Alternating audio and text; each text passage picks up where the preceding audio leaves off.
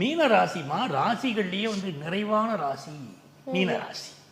காலபுருஷ தத்துவம்னு சொல்லி மேஷத்தில் ஆரம்பிச்சு மீனம் வரைக்கும் சொல்லுவோம். மீனம் தான் அந்த 12வது ராசி, நிறைவு ராசி.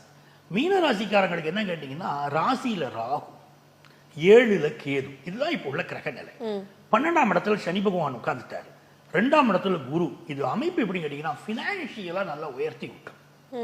பல பேருக்கு மீனராசிக்காரங்களுக்கு என்ன கேட்டீங்கன்னா, ஒரு பெரிய பிசினஸ் பண்ணிக்கிட்டு இருப்பாங்க. அந்த பிசினஸ்ல நமக்கு எதுவுமே ஆகாதுன்னு நினைச்சுக்கிட்டு இருப்பாங்க. திடீர்னு பாத்தீங்கன்னா அந்த பிசினஸ்ல இருந்து இவங்களை தூக்கி போட்டுருவாங்க. அப்படிப்பட்ட சூழ்நிலை நடந்துகிட்டு இருக்கும். இப்பவே உங்களுக்கு அட் பிரசன்ட் நடந்துட்டு இருக்கக்கூடிய சிச்சுவேஷன். அப்ப இவங்க கலங்கணுமா, அப்படி இவர் இப்படி சொல்றாரு, வாழ்க்கை போயிருமா அப்படின்னா கவலைப்பட தேவையில்லை. இது என்ன ஆகுதுன்னா, அந்த குரு 2ஆம் இடத்துல இருக்காரு பாருங்க, எப்படியும் காப்பாத்திடுவார். உங்க குடும்பம் உங்களுக்கு பக்கபலம். உங்க பிசினஸ்ல இந்த வருஷம் 9ஆம் இடத்துல புதன் உட்கார்ந்துக்கிட்டு வருஷம் துவங்கிறதுனால பிசினஸ்ல ஒரு பெரிய வெற்றி வரும். பாக்கியாதிபதியோடு சூரியன் வேறு சேர்ந்து 10ஆம் இடத்துல இருக்காரு.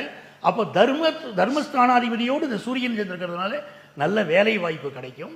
பிசினஸ்ல அடுத்த கட்ட முன்னேற்றம் இருக்கும். பட் எதிர்பாராத மாற்றங்கள் நிகழக்கூடிய, அடுத்தடுத்து மாற்றங்கள் நிகழக்கூடிய வருஷம் தான். அதை ஏத்துக்கணும்ல.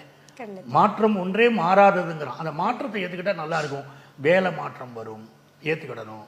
அது மாதிரி குழந்தை பாக்கியம் இல்லாதவங்களுக்கு நல்ல குழந்தை பாக்கியம் கிடைக்குது. ராசியில் இருக்கக்கூடிய ராகு நிறைய எதிர்பார்ப்புகளை உருவாக்கி விடுவார். அது அந்த எதிர்பார்ப்புகள் உயர்ந்துகிட்டே போகும். அவங்களுக்கு ஒரு ஆசை இருந்தால் தானே வாழ்க்கையில முன்னேற முடியும் இல்லையா? ஆசைப்படு முன்னேறலாம் நாங்க பாருங்க. அந்த மாதிரி உள்ள ஒரு வருஷமா தான் உங்களுக்கு இருக்க போகுது.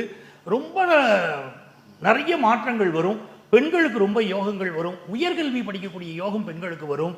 2வது திருமணத்துக்கு காத்திருக்கிறவங்களுக்கு 2வது திருமணம் கூடி வரும். இப்படி பல நல்ல செய்திகள் இந்த ஆண்டு அவங்களுக்கு நிறைஞ்சிருக்குமா.